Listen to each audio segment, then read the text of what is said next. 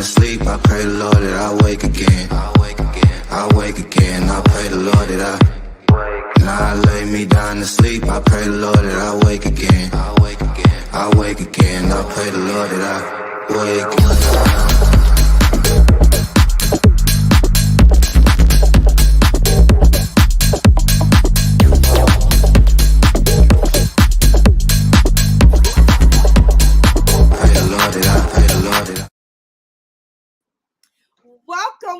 Welcome to Dinner with the Coaches. I am your host, Nadira Lewis. I have with me my amazing co-host over here, Thomas T. the Taylor III. Good evening. Let's go. With that energy. Bring that energy up. Let's go. Yes. Yeah. I think if I go any higher, Thomas, I'm gonna be on top of my computer desk. We on top of that Empire State Building, huh? New York State of Mind, huh? Yes. We are excited that you guys have joined us here today, this Sunday evening, as many of you normally do every Sunday evening. We have an amazing show for you tonight. But before we do, we're going to go ahead and play a video real quick.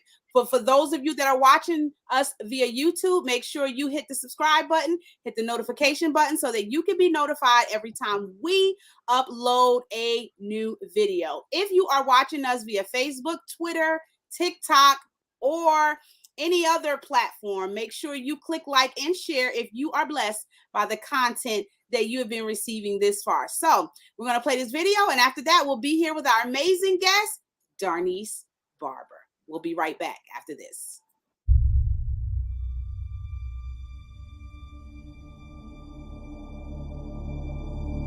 Long before the beginning of all other beginnings, God is. In a burst of creative activity, God creates the world and everything in it. Humans are designed to live inside of this unique relationship, but they choose otherwise.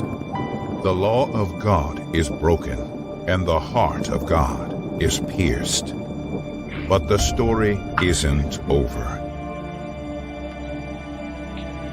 In the fullness of time, God gives his Son, born of a woman, born under the law. Jesus comes to seek and save those who are lost, wounded for our transgressions, crushed for our iniquities. On the cross, God is in Christ, reconciling the world to himself. And with a loud cry, Jesus breathes his last. But the story isn't over. On the morning of the third day, the power of the living God erupts, breaking through death with the moment that will define all other moments. Perched at the edge of heaven, the angels stand in awe as one of their own rolls away the stone that's guarding the body of Jesus. As if anything can guard Jesus. He walks out of the tomb alive. He is victorious. He is conquering death and rendering the grave unnecessary. He is living and moving and breathing as only the risen Son of God can. But the story isn't over. We are, every one of us, searching and hoping and longing for life. It's a desire that's been deposited into our souls by the very same God who spoke it all into existence. And it's this exact life that the resurrection of Jesus invites us into. So bring your hopes, your regrets, your successes and your failures. Bring your doubts, your joys, your fears and your dreams. Be resolute and unwilling to settle for anything less than the abundant life of the risen King. Because truly, if the story isn't over, then what happens next might just change everything.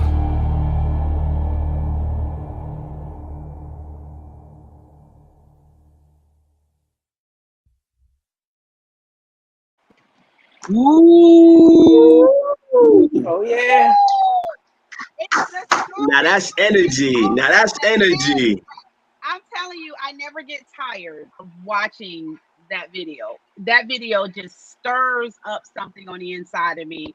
I don't know about you guys, but Yeah. that video is an amazing video. Well, welcome back to Dinner with the Coaches, and we are back here with our amazing guest, Thomas. As we wait, do you want to go ahead and introduce our amazing guest today? Yeah, of course. Can you hear me? I can hear you well. Can you hear me? Good. Yep. I got you. Yeah, good evening, ladies and gentlemen. Good evening. Welcome once again to Dinner with the Coaches. It's our honor, it's our pleasure just to be here on Sunday evenings to give you guys a little bit of information and inspiration at the same time. Well, tonight we're going to discuss something that's a really, really good topic, and we're going to talk about actually finances, right? Financial literacy. We're going to talk about business, credit, business, finances, things of that nature. We have a special guest, Miss Darneece Barber, and she's very, very, well versed in that area. So it's going to be a very interesting evening because those of you that are listening who have businesses or aspire to have businesses, financial literacy, business credit, those things are very vital to the sustainability of your actual business. So without further ado, we're going to go ahead and bring on Miss Darneece Barber. Woo! Hey, how are you? How you doing? Oh, great. Marvelous. Good. Welcome. Thank you for having me. Can you hear me good? Yep. Good. We got you. Good. Well, first and foremost, thank you for having me this evening. Good deal. You are more than welcome. And our topic for tonight, ladies and gentlemen, is the importance of business credit and financial literacy, right? So we're going to kind of dive into that a little bit just so, we really can kind of set the stage on how important those things are. So, D, as we call you, you want to go ahead and kind of break us in?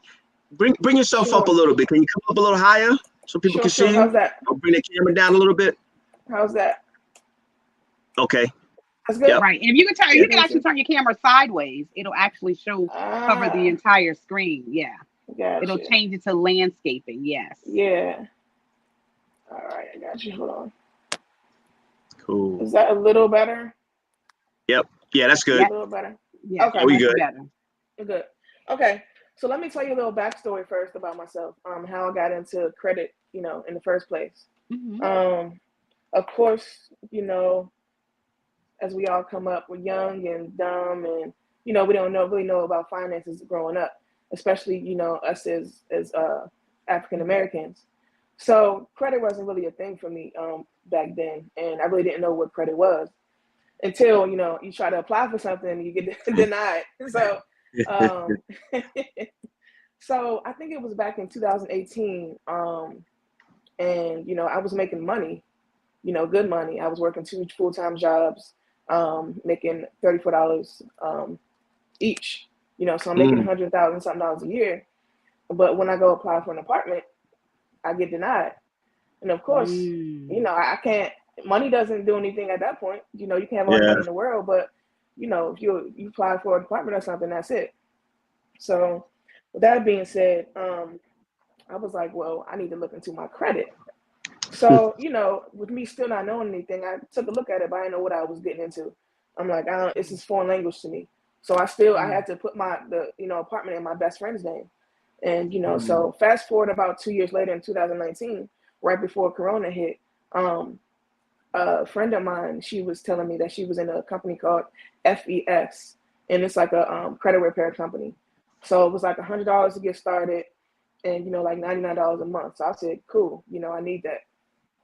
So I went ahead and did that. And after that, my credit just wasn't changing fast enough for me.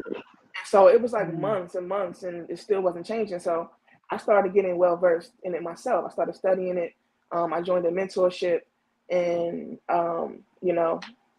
that's it. So once from there, I started, teaching other people and, taking clients on myself how to, leverage credit. But first and foremost, a lot of people don't even know what good and bad credit is. They look at a credit report and they don't know what they're looking at, like I did back in the day. So just to start, anywhere from 300 to 629 is considered bad credit. Okay, and then from 630 on up to 689 is fair. 690 to 719 is good credit. Sorry about the ambulance in the back. Then 720 to 850 is excellent credit. Yeah. So say those numbers again. Say those numbers again a little slower. So 300 to 620 is considered bad credit. 630 to 680 is fair credit. 690 to 719 is good credit.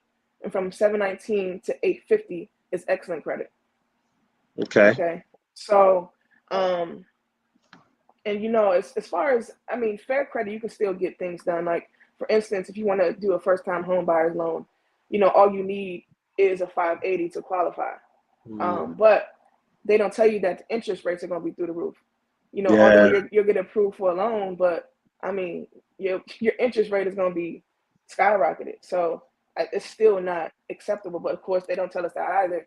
They just throw us in the first-time home buyers program just because we have a qualifying score, and don't educate us on, interest rate and everything like that. So it's very important that you get well educated on your own, to start combating with these mortgage people and the banks and everything else. But with that being said, that's not the only thing that makes up a credit report is the score. You have certain factors within that credit report that make up that score, and payment history being the number one. And that's 35% of your credit. So if you're not paying your bills on time, your credit cards on time, that is a major factor. One late payment can take you down 150 points.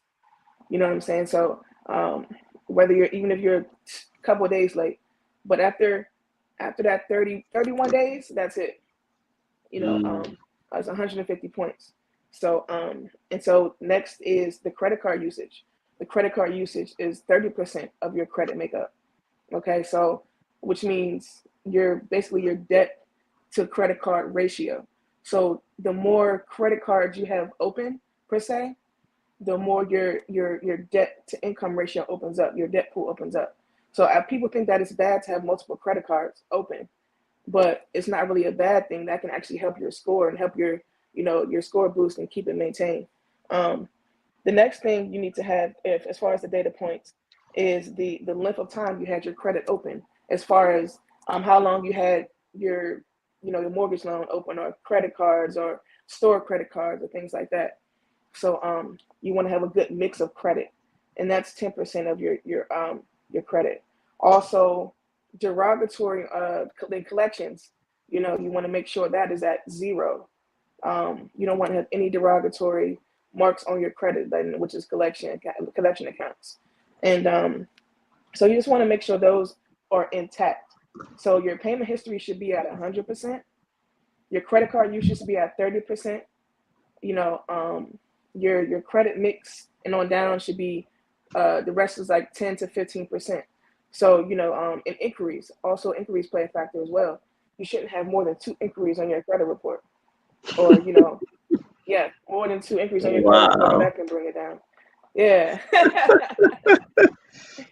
Yeah. Wow. Each inquiry, like more than 3 inquiries, it brings it down to the 5 points.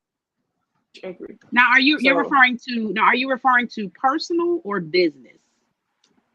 Personal. This is all personal. Okay.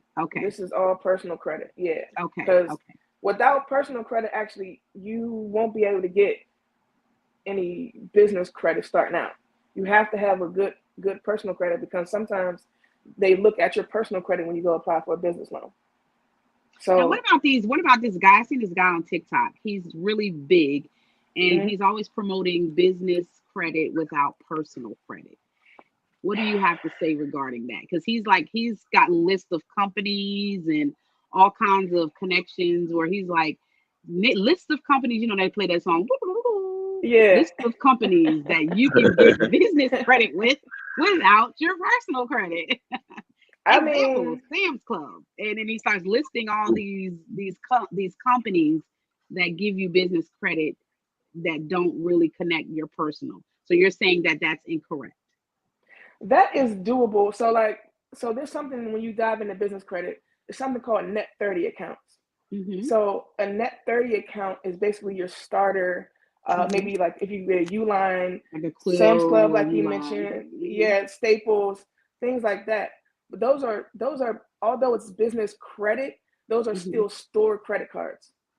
So no, you're not going to need a PG, which is personal guarantee, which is your personal credit for those. But when you get into business loans, like to get a loan, they look at your definitely your personal credit if you're not established first. Once you get established in business credit, you won't need a personal guarantee to apply for a loan or business credit. So he's not incorrect, but I mean, to tell people that you don't need to have your personal credit together I wouldn't recommend that. Like, you know, that is false, because those stores still can look at your personal credit if they want to. Do they all the time? No. But they can sometimes. Depends on how your business is structured. And if it's structured properly, they will take a look at your personal credit. If they see something in your business credit that's not structured properly, they'll take a look at your personal credit to see, okay, let me see if we trust this person. So it's not all false, but it's not. I don't tell people to not have your credit together. You know, just have it together so you don't have to worry about any of that on the back end of business credit. You know, so but to each his own. I mean, there's different ways around different things. You know, so of course, you know, there's a right way, there's a wrong way, and there's a, you know, so but around the way. Yeah, you're right, and around the way. So you know, I try to tell people the correct way, you know, so they know. But for instance, a lot of people don't know. Do you guys know when you should pay your credit card bills? If you have any credit cards, a lot of people think might be like a few days, like a few days before, right? Right. You should pay your credit card on the statement date, not the due date. So it's a difference. So if you have credit cards, you want to call your credit bureau and ask them, when is your statement date? Because that's important. You want to pay it down. So you want to pay at least half or a little more on your statement date and then the rest on the due date. And the reason why that's important is because on your statement date is usually when the credit card companies report that balance to your credit card bureau. So say that again, D. You're going kind of fast. Say that again. It's for the people in the back. Say that for the people in the back. The statement date is different from the due date. All right. So you want to make sure that you call your credit card company and ask them what your statement date is, because the statement date, whatever that balance is on the statement date, is the balance that they're going to report to the credit bureaus. So if you have $1,000 balance and you haven't paid it yet because it's not due yet, you understand what I'm saying? So they're going to report that $1,000 to the credit bureaus. So now your debt to income ratio is going to be higher because it's your bill's $1,000. In actuality, it's not even due yet. You haven't even paid it down. So what you want to do is pay half of it or more on the statement date, and then the rest on the due date. So that's the key, and that will boost your score up tremendously as well if you do it like that. That's another trick of the trade. Yeah, that's a pretty good hack right there. That's a pretty good hack. That's another thing they don't tell you, you know. So the statement date, yeah. So credit repair, and I know it's a big thing right now. Everybody's into credit repair, and you know, DIY, and you know, everybody wants to be a credit card specialist or a credit repair agent and stuff like that. But it is something that you can, you know, do on your own. But I mean, there's nothing wrong with going to someone to fix your credit if you don't have the time to sit down and study everything, because it is a tedious task. I mean, it's a lot to know, and the laws and the letters to send out, and you know what to dispute, what not to dispute, when to dispute it, when not to dispute it. So you know how to send the letters, a certain way you have to send the letters off. So you know I recommend, if your credit is not together, I recommend you either take the time out to study for yourself and get it fixed, or work with a credit repair agent that you know and trust, or get to know and trust, and get your credit fixed. Because like I said, nowadays cash is obsolete pretty much. Everything is moving towards either cryptocurrency, digital, credit. That's it. Cash, I believe, is going to be obsolete coming, moving forward.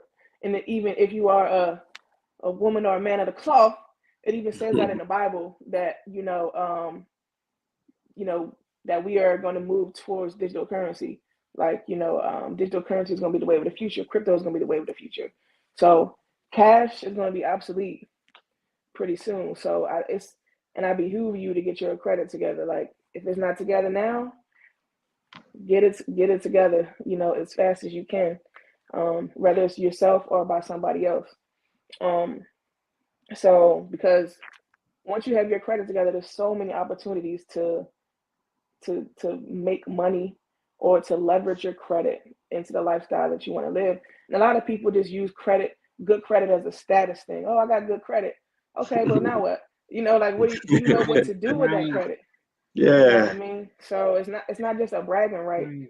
It's it's something that you can utilize that the rich people have been utilizing for years. And everybody's not a millionaire, but they get to travel where they want to and live the way they want to live. And do you think that's all cash? Nah, it's credit, and they know how to leverage it. They know how to use it to their advantage. So once you have a good credit, there are certain cards that you get for the lifestyle that you want to live. Like there's certain, for instance, the Amex Platinum card. If you're a traveler, that's good for people who want to travel because it gives you points towards traveling. Matter of fact, the Amex Platinum card, it gets you global entry, it gets you clear, it gets you through. Yeah, you also get to go in the Amex Lounge at any airport that has Amex Lounge and eat and drink for free just by having the Amex Platinum card. Wow. You can travel for free, get hotels for free through the Amex Platinum card just by using your card every day and getting points. People don't know the power of points. You know what I mean? So if you have good credit, stop using your debit card. Throw that away. Use your credit card for everything. Because that's a good point. Even for bills, because when you pay bills, you're gonna pay it anyway. So swipe your credit card and use that money that you're going to use and put it and pay your credit card off just to get the points. So those points can go towards either traveling. They even have if you like to dine, they even have cards geared towards dining. You know what I mean? For the dining crew, or if you want to if you are a person that likes cashback rewards, there's a card for that. So every time you swipe, you're getting 5% back, and you can turn those points into cash and pay your bills with the rewards. So there's actually people that use credit cards they swipe their card to pay groceries or to do whatever, and then they use the points that they get to turn it into cash and pay their bills. So there's people that every month don't come out of pocket for everyday household bills like electric and gas and water because they're accumulating so many points by swiping your credit card every day on stuff that you're going to buy anyway and gathering those points. So, it's a lot to do and a lot to learn with credit cards. And there's another method that a lot of people don't know about, and it's called manufacturer spending. Have you all heard of that before? No, not at all. Talk to us about that. Okay, so manufacturer spending is basically buying. So say you go to Costco, for instance, okay? You have a $15,000 credit card. You go to Costco, you buy 2 laptops and a TV per se, right? Those 2 laptops and a TV equal out to maybe $7,000-8,000 per se. All right, you purchase it. Hey, I don't really think I want this anymore. You take it back to Costco, and what they do is you can return the money on a debit card or get cash back. And once you get that cash back, you can smack it right back on your credit card, but you just accumulated all those points by spending $7,000. And now those points can go towards whatever you wanted to go towards, because they don't take the points back for a return. Wow. Yeah. So when you spend and you return it, they don't take the points back. They give you the cash back, and you can either put it on your debit card or take the cash and then pay off your credit card, which also helps you, with your credit, because it looks like you're spending and paying. You're spending money and you're paying your credit card right back off, and then you're getting all of those reward points from your credit card to utilize for whatever you want to use it for. You can turn it into cash, take the cash and pay your bills, or you can turn it into traveling points or whatever you want to do with the points. $7,000 is a lot of points. Yeah, that's a game right there. Really? Yeah. And that's called manufacturing spending. It's not illegal. So you guys can, a lot of people are like, is that illegal?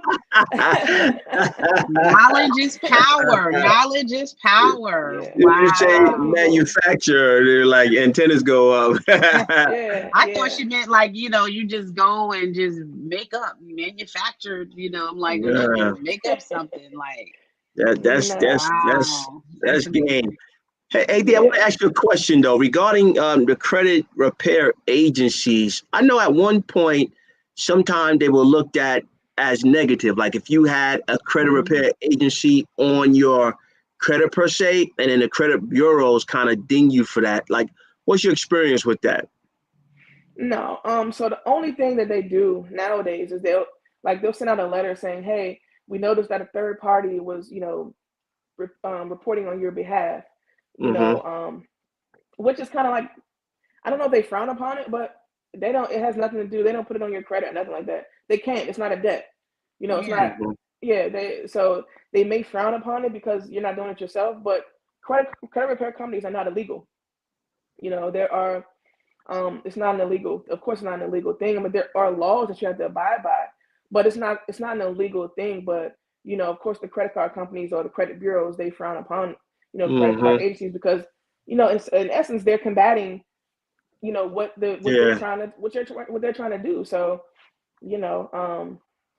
it's not illegal though, not at all. So, but as far as, I know there's like Lexington Law and all those other credit repair agencies, and I personally, I don't recommend those big name credit card companies because what they do is they take forever to fix your credit just so they can. Oh, the credit repair. The credit repair. Yeah. Yeah, I don't recommend it because they take forever to fix your credit because you're paying monthly. So they're gonna try to drag it out as long as they can because you're paying $100 a month. So they're gonna send one dispute a month. If you have 6 collections on your account, they're gonna send one every month, and but you can send up to 5 on one dispute letter. I mean, you can send how many you want, but I recommend only 5. So the credit bureaus won't ding us and say, hey, nope, or return the letter and say they're not going to dispute it. But I only recommend using 5 per time that you send the letters in. But now you said 5. Are you talking about 5? Are you talking about 5 creditors or 5 letters per creditor? 5 disputes. So, like for instance, if you have 6 collections on your account or 7, I would recommend only sending 5 of those the first round, and then the second round you can send the other 2. I don't recommend putting all of the collections on one letter. You know what I mean? Yeah. Got you. Okay. So because every credit bureau gets a letter, a 601 letter stating that, hey, whatever the action is that, whatever is going on with that person's credit, hey, this wasn't my account, or hey, there's an error, whatever the case may be. You should only put up to 5 of those on each letter when you send them out to the bureaus. Me personally, but there's no cap on how many you can put on there. I just personally don't like to put more than 5, because it has come back before saying that we're not even going to mess with any of these because you have this is too many that you're trying to dispute at one time. Yeah. So I mean, it's a lot. That's why I say it's good to get someone that knows what they're doing and has been, studying this or is well versed in it, because it can get a little tricky once you start playing with the credit bureaus. And another thing that the big credit bureaus don't do, or the credit repair agencies don't do, is so there's a such thing as secondary credit bureaus. Everyone is used to Experian, TransUnion, Equifax. Yeah. But there's actually a lot more secondary credit bureaus. Really? And what those are, it's like public records. So they actually have all of your information that the credit bureaus reach out to verify. So for instance, if I send a collection in with a bank account for Thomas and say, hey, Thomas never had Navy Federal account, they'll reach out to Check Systems or LexisNexis, which is the second bureau credit agency, and say, hey, did Thomas ever have a Navy Federal account? And then LexisNexis will send it back and say, yes, this is verifiable, because that all your public information goes to these secondary credit bureaus. So what you do is, before you send any letters out, before you dispute anything, you want to freeze all of those secondary credit bureaus. So when the actual credit bureaus go to verify that information, it's non-verifiable because those accounts are frozen, and legally they can't give any public information out because you froze those accounts on behalf of your name. So smart. They can't let any of it out. Yeah, that's smart. So how many of those secondary, do you have to do that on every secondary or just a few of them? There's a few main secondaries that I use. If you want to write them down. Yeah, it's on the recording, so you can go ahead and say them. LexisNexis, SageStream, CoreLogic, and Innovis are the four main secondary credit bureaus that they have the most information. Like everything from apartment rentals, from banks, banks that you've gotten, from where you lived, their previous addresses, your employers, everything. Everything that you do in this life is all, it goes somewhere, right? It's all public information. Somebody has to keep that information. So the credit bureau. This is good. Yeah, man. We all get an education here. I hope everybody's enjoying this. Yeah. The credit bureaus can't reach out to Navy Federal on themselves and say, hey, it's almost like your employer reaching out to your doctor and saying, hey, is this doctor no real? They can't. They have laws. You know, they just have to take the note and leave it as is. Same thing. It's like the credit bureaus cannot actually call Navy Federal and say, hey, did Thomas ever have an account with you guys? They can't do that. They have to rely on public information to verify. Wow. Yeah. Is that why they have to have? Is that why they have to have like specific letters for specific things? And is that because I noticed that sometimes they may have to go in more than one time and with that same dispute, but use I guess different letters. That where that comes in? That's what I come in, because what they don't do is they don't take that step to freeze the secondary accounts. So all the information is always verifiable, and that's why it comes back if you ever got a letter from your dispute, it says verified. And it says verified because they verified it with the secondary credit bureaus. Interesting. Yeah. There's a lot more than those four, but those are the four main ones that they use. You know what I mean? It'll be kind of tedious to go freeze all of them, but those are the four main. Those are the four main ones that the public information, goes to. Like even LexisNexis has all of your even like crash reports and like stuff like that, like all of your DMV information and everything, like your insurance information and insurance companies and stuff like that. So interesting. Wow. Well, hey, you guys, we're gonna take a quick break. As you can see, D has a lot of information, boy. I hope everybody is enjoying this and taking copious notes. And when we come back, we kind of turn and go a little bit deeper and talk about something that's dear to your heart, is financial literacy, especially in the African-American community, right? And then you can touch on, I know you have some ebooks out there, like you have some tools, you have some materials that people can access on their own to really get a level of understanding of how important this is. So we're going to go to a little break. We're going to come back and we're going to finish up the next half. All right. Woo! I hope you guys enjoy this. Let's go.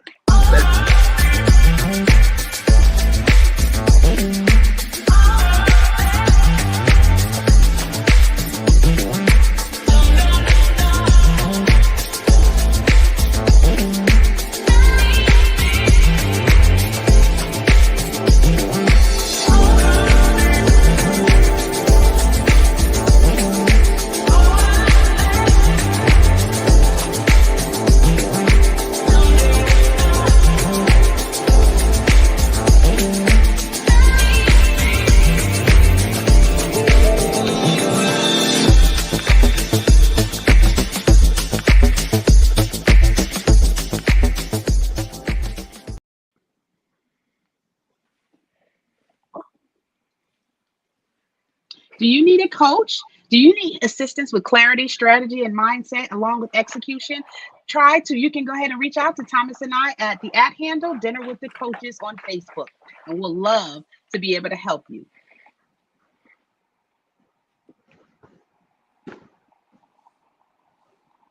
All right, and we are back here with Dinner with the Coaches with our amazing guest, Darneece Barber. And she's been, if you missed the first half, oh my gosh, you got to go back and watch the replay.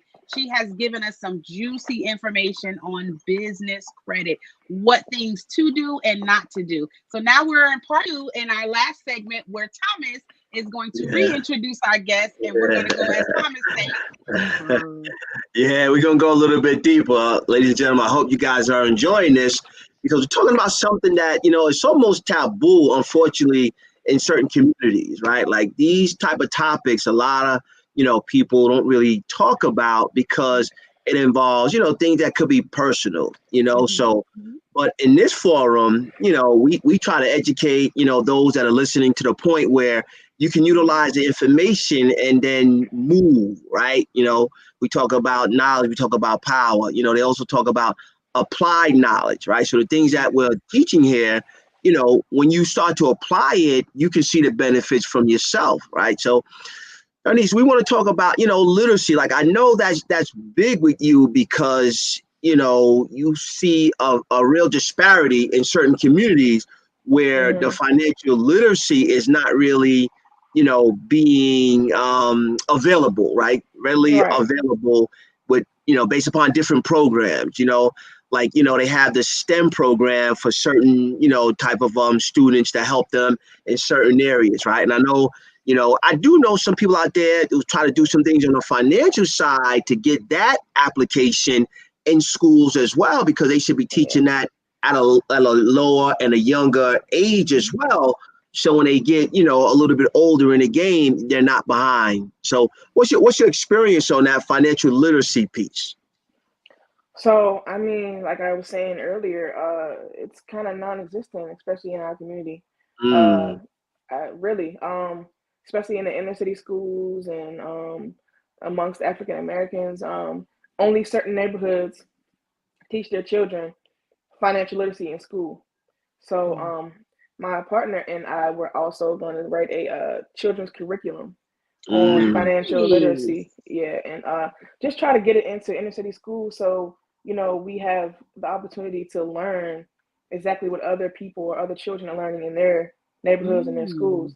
Because it, unfortunately, I mean, it's like a generational curse. It's like our parents growing up, I know, my parents didn't know anything about, credit cards and credit and stuff like that. The only thing, my parents told me was, your credit, keep your credit good. It's not like, but how and why, it's not enough information. But that's because they didn't have that information awarded to them. So it's kind of like generation and after it wasn't a demand for credit like it is now. Exactly. Back then, everything was cash generation. This generation, there's a more demand for credit. Yeah, facts. Yeah, definitely that too. So with it being in higher demand, I feel like it should definitely be taught in schools years ago, but it hasn't been.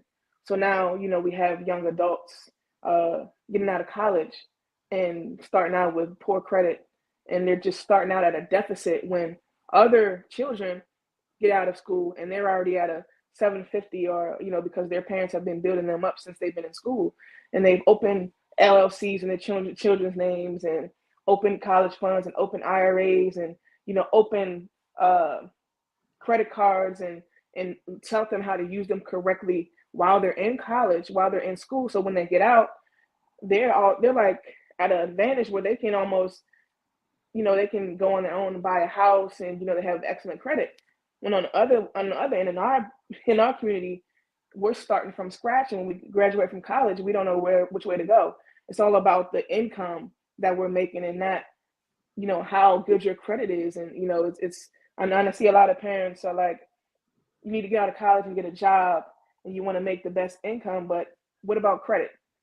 You need good credit. What about their credit?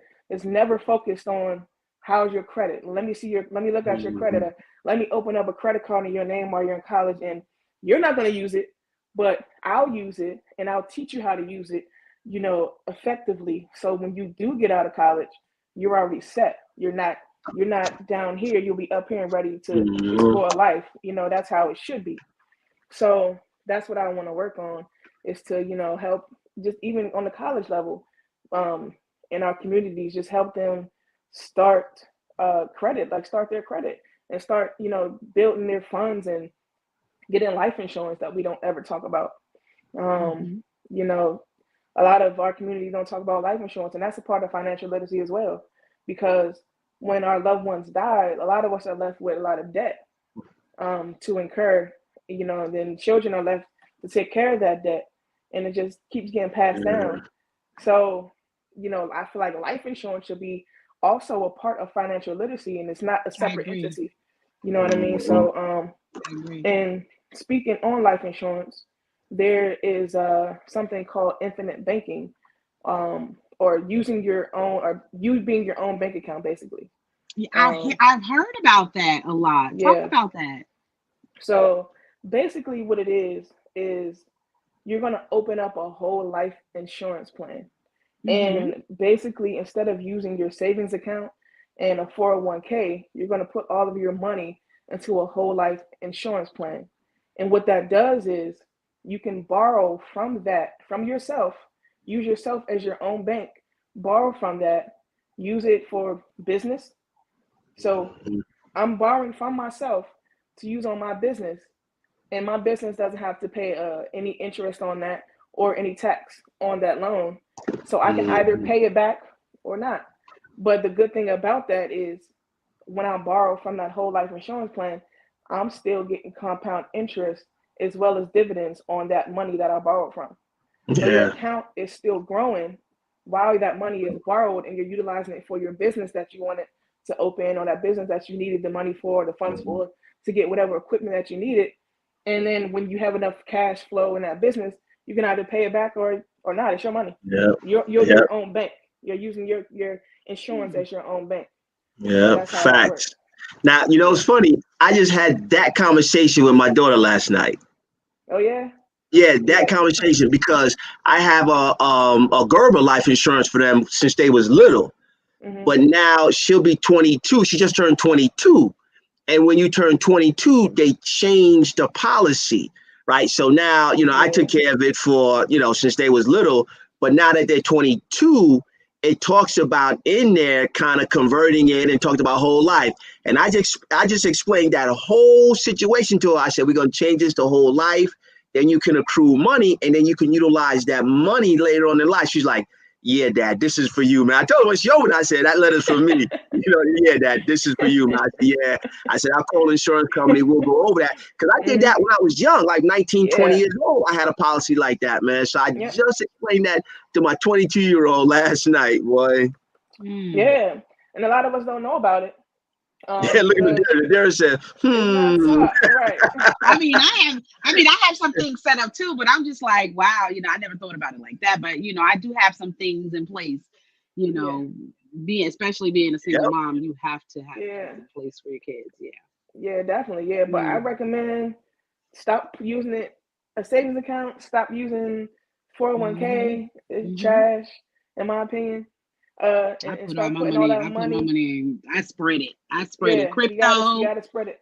Yeah. And IRAs and CDs and whole life insurance. Now, the rich been using whole life insurance from the beginning of time, but of course, that's something else that we don't know about because it was never taught. It's not taught to us in our schools or by our parents because they don't know. So, all these things that can make you money and without spending your own money is just crazy. Yeah, it's invaluable. The amount of things that you can do to leverage, your credit, and to leverage things that should be awarded to us or afforded to us, but it's not because we're not taught. It's like such a big secret, but you have to go learn it and get it on your own. Start reading and researching, and I mean, you can have anything you want in this world, whatever lifestyle you want to live. You can do it, definitely. So bring it back. Yeah, so talk about your ebooks. Yeah. Talk about the ebooks. I have 4 ebooks. Okay. One is the DIY credit repair book. Another one is the business funding and credit book. I have a secret lenders list book, and also how to start an LLC. Okay. Where can we get those books? Those you can go on Instagram, on my Instagram page, which is Creating Time Freedom.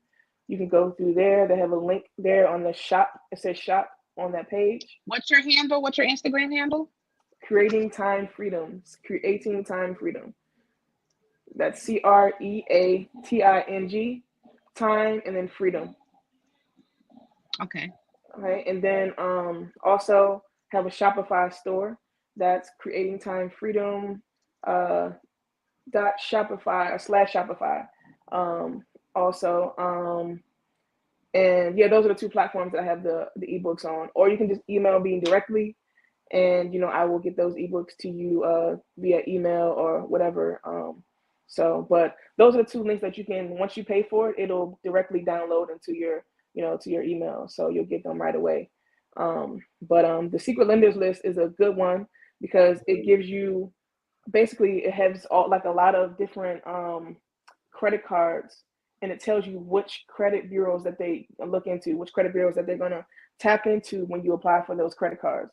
So you already know, all right, they're going to look at TransUnion, so I need to have my TransUnion in place, and also tells you the score that you need to actually qualify for those credit cards as well. Wow. So nice. Yeah. Is it also true too when they were saying, I've heard somebody was saying something about the trick with applying for these business credit cards is doing it after, because of the algorithm, doing it at 12 o'clock at night because of the way the algorithm is set up, because there's not a live person approving these applications, that when you do it at 12 midnight, it kind of expedites, or there's a much higher chance at you getting that business. That is absolutely true. That is absolutely true. There's also ways that you can get 3 or 4 credit cards with one inquiry, and that's by setting up. Basically, I'm about to give y'all some good stuff right here, man. It's all good stuff. I'm about to. You watch Dinner with the Coaches to get out the juice. You've been giving us good stuff since 7 o'clock.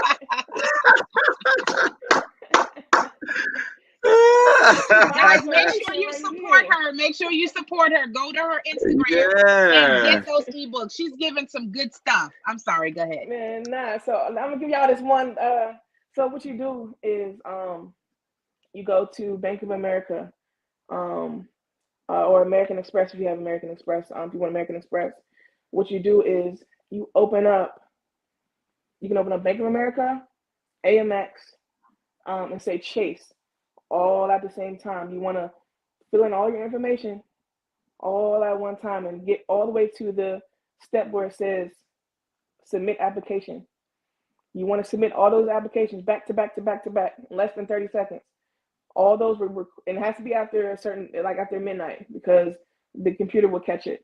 So you want to submit your applications all at one time, back to back, and it's only going to give you one inquiry because it went so quick. So you want to have different tabs open or different computers if you want to, and hit submit on all of those applications back to back, and in a couple seconds or less, and it'll only give you one inquiry. Yeah. Now, is that after you're at a certain? Is that at a certain tier that you do that, or can you do that at? Because I know they talk. I've heard a lot about different tiers, being on different credit tiers. So should you do that at certain business tiers? Credit. That's business credit. That was for personal credit. Now business credit is a whole different monster. They do have different tiers on business credit. Like I was saying, it's the net 30 accounts, the net 60 accounts, and stuff like that. Now we didn't really dive into business credit today a lot. I've been talking a lot on personal credit because business credit is a whole nother monster within itself. So we need to do a part 2 then with her. Then this is that's a whole part 2. There's a lot of information that wow, I'm enjoying this. But I'm sorry, go ahead. We're gonna have you come back for part 2. All right, we can do that. So another thing is if you have Apple, how many you have iPhones? I have Apple iPhones? Everything. Okay. So on the Apple, you can get an Apple card, right? An Apple credit card. Yeah. Right. So there's also a way that you can get an Apple credit card without getting an inquiry whatsoever on your Apple on Really? your yeah. Wow. Yep. How's that? Y'all want that Do too? tell. Dang. Do tell. Dang. Do we tell. gonna have to pay for that information. Do tell. Y'all look, y'all audience. This is why you purchase her ebooks. She's giving Wow, man, this is good. So what you do is you of course you go on your phone, sign up for Apple, sign up put all your information in, your whatever they ask for. When you get to the page that gives you the pre-approval to say, hey, you're approved for $4,000. Okay, and that's a pre-approval. It says you're pre-approved for $4,000. Once you get there, you want to go to TransUnion, because TransUnion is what Apple uses to pull credit from. You want to go to TransUnion. Oh, I think I've heard this. Yeah. And freeze that account, and then go back and then submit it. Submit that application, and then they'll approve it. And then once it's approved, you can go back and unfreeze your TransUnion account, and then that's how you get that with no inquiry at all. The Apple Card.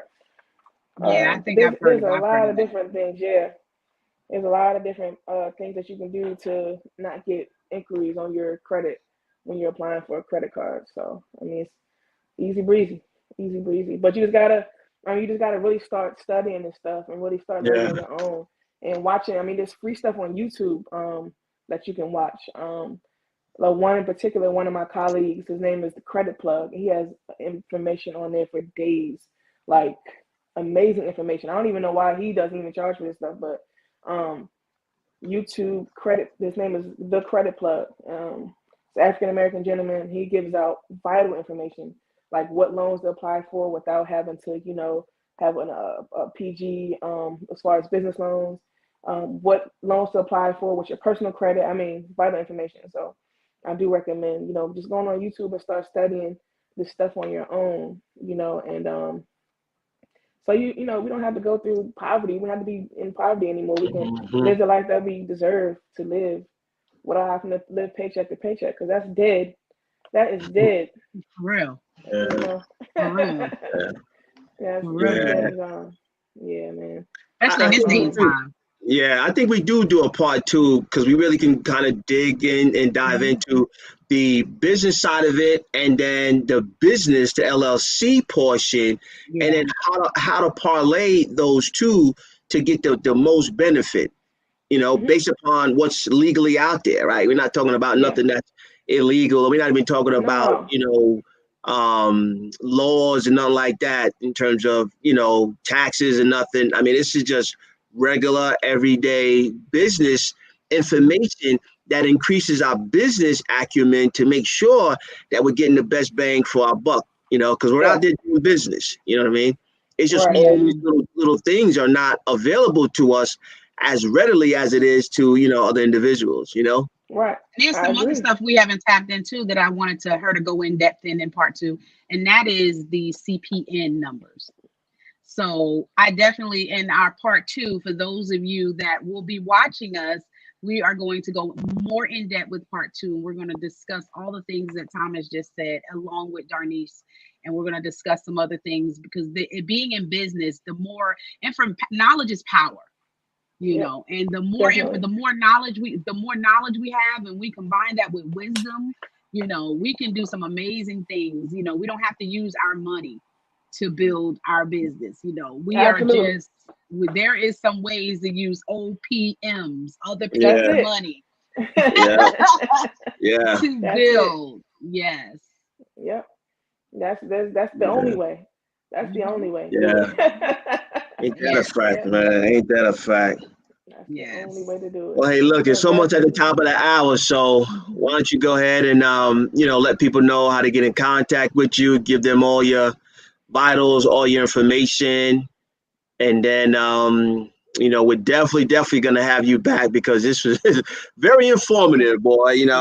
I got 2 pages of notes here, boy. You got it color coordinated and everything. You got it color coordinated. Oh yeah. I don't play when it comes to notes, boy. Thomas the note taker. That's gonna be your new nickname, Thomas the note taker.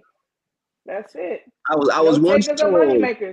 Yeah, I was once told the shortest pencil is longer than the longest memory. Write it down. Write it Mm. down. That's it. That's it. But Write it down. as So go far ahead, as D. where you can reach me, of course, Instagram, Creating Time Freedom. Facebook is Creating Time Freedom or Darneece Barber. Um, Also, this month for Leo season, shout out to all the Leos. Um, I'm running a special for my credit repair. So I'm Okay. doing. I usually don't do payments, but now you can do 250 bi-weekly for 3 months, and I will, repair your credit for you. And I also have a special for like you can bring two people in, and both of you, you and the spouse can get your credit repaired for $300 bi-weekly. So I'm running that special all month. So definitely inbox me if you want to take advantage of that.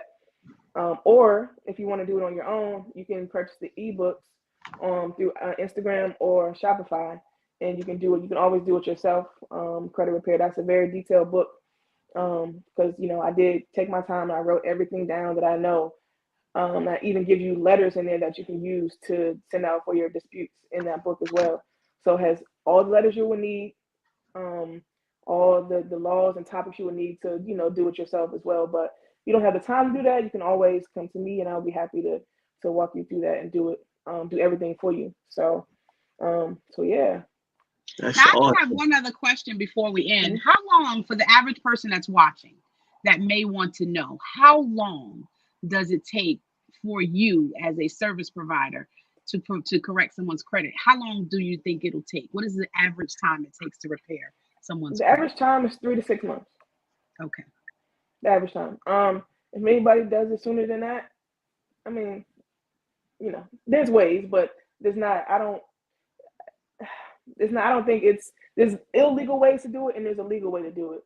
The Hmm. legal way to do it, it'll take 3 to 6 months if you're sending the letters out as you're supposed to the right way, dispute letters and all that stuff. So, and also it depends on the person's credit and how much they have, Gotcha. how much debt they have. Like I said, you're only sending 5 at a time. So if they have 15 collections, it's going to Hmm. take a little longer because we have to do different rounds of credit. A person that only Gotcha. has 3 collections is going to take shorter time because we only may need to do one round and you're done, and start Gotcha. adding positives to your account and stuff like that. So, yeah, along with the negatives taken off, you want to add positives because, people remove stuff and then they don't add on to Mm, it. So, that's a problem as well. So, great. yep. Awesome. Awesome. Well, hey D, here at Dinner with the Coaches, we actually do coach, right? So I got a question. Is it okay if I coach you real quick? Yes, absolutely. Now we only have a couple of minutes, so I'm not going to be long, but we'll do a part two when you come All right. back. So just a quick question. What do you feel is holding you back from creating your own YouTube channel? Fear of, I don't like this, the whole camera thing. It's it's Woo! um it's me stepping outside of my comfort zone. Like this right here is out of my comfort zone. I'm Yeah. completely out of my comfort zone right now. My lips dry. You know what I'm saying? Like, Limiting belief. Oh, yeah. So it's okay. stepping out of my comfort zone and it's going out there and doing it. Like that's the reason why I Mm, haven't created my own mentorship and other things. mhm. Yeah. Just fear getting in the way. That's all. Okay, Yeah. okay, okay. Now I took a lot of notes, and that was one of the notes that I took down was because if you listen to yourself, you're just as knowledgeable as everybody else. Yes. Mm-hmm. But you're okay with promoting somebody else and Hmm. not yourself, right? Hmm. Mm, Right. So true. right there, we have some limiting challenges there, and from a coaching perspective, that's where That's Nadir and true. I come in, and we can help coach you in that particular area because it's not the knowledge is not questionable, right? Right. That's not in question, right? But what we do here at Dealing with the Coaches, we kind of break up the foundation of what Hmm. got you here, break that foundation up. We go a little bit deeper, right? We deal with some things, right? We get those things out in the open, and then we help slowly pour a new foundation. So now you can become the individual that you was already ordained to become because we separate your gifts versus your talents, right? There's certain things that you do well, but there's certain things that you're gifted in. So it's Right. a little bit different, right?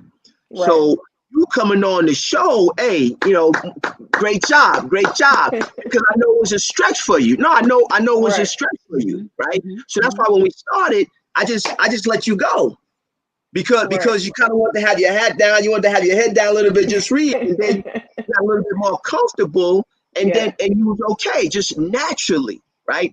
So those are the little things that we help coach you in, so you could be in a position to stand there firm and give this information that you know. It's not the information because you're good with the information. It's the presentation. It's being comfortable with being that person in the limelight. Yeah, being that's that exactly person in the it. spotlight. See, that's where coaching comes in to get you comfortable. But once we kind of go back, deal with some things, and then we do a forward vision focus, right? Because that's what coaching is, right? A future focused, goal oriented action, right? Future focus, right? But we'll just deal with some other things that you kind of set in stone, like you dug your feet in because of what somebody else said. See, has nothing to do with who you are. Right. But unfortunately, we live out that character. Yeah. Right. So the true essence of who you are is different than what they said about you. Right. I'm not gonna get too deep because we're ready at the top of the hour. It's different, right? Yeah. But that's where coaching comes in, right? Just to kind of help you, walk with you, making sure that you feel that you're comfortable moving, right? Just a little stretch, just a little pull, and then we support you inside of there. Because that support is necessary, because when you're not so sure, when you get a little wobbly, now you have somebody to hold on to keep you sturdy until you start to build that momentum, you start to rebuild that foundation to realize, guess what? You are enough. You are enough. No matter what they said about you, you are enough. Anyway, that's what we do at Dinner with the Coaches. Yes. I love Absolutely. it. I love it. Well, And most people don't understand is that most people don't understand that your gifts help you become better at your skill. When you can identify those key things, those core things that are in your life that make up who you are, then you showing up, there's no need for fear because you show up differently. Because once you've identified and you are aware of the person that you are, because the more aware you are, the more aware of the person that you are, then whatever skill set you have is magnified. Yeah. True. Yeah.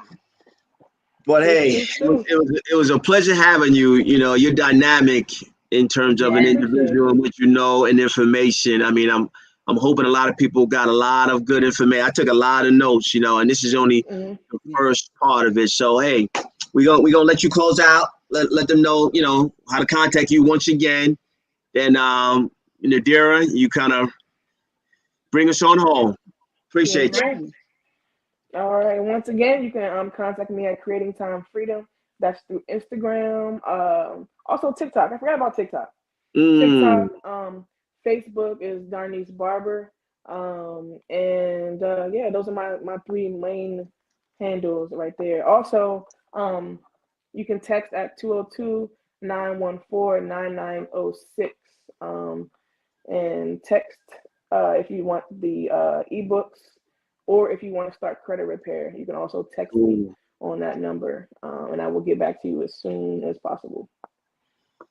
Awesome. Right. You heard it from our amazing guest, Darneece Barber. She has given us a boatload of information. If you are just tuning in, you've got to go back and hit replay and watch from the beginning. And she gave out some amazing nuggets. If this is your first time watching, let us know where you're watching from. Put in the comments and let us know what state you're watching from. I noticed that you have a 202 area code, so that must mean you're from DC. Yeah. Yep. DC. I know I'm a Jersey girl, so I know those area codes. I'm a northerner, so I know those area codes. Awesome, amazing. So Darneece can help you no matter what state you're in. I'm sure she has everything that she's equipped with, everything that you need, no matter what state you're in. If you need help with credit repair, so reach out, support. She's giving us a lot of information. Support her. Get her ebooks on Instagram at Creating Time Freedom. And Thomas and I are so excited that you continue to join us each and every Sunday at 7 p.m. We enjoy your support. We love each and every one of you. And like Thomas said, if you need coaching and you want Thomas and I to help you get yourself to where you need to be in your business, make sure you send us an inbox at the @ Dinner with the Coaches, and we'll love to get back at you. Don't forget, if you're looking for a visionary coach, we can't forget our awesome Tailor Your Dreams.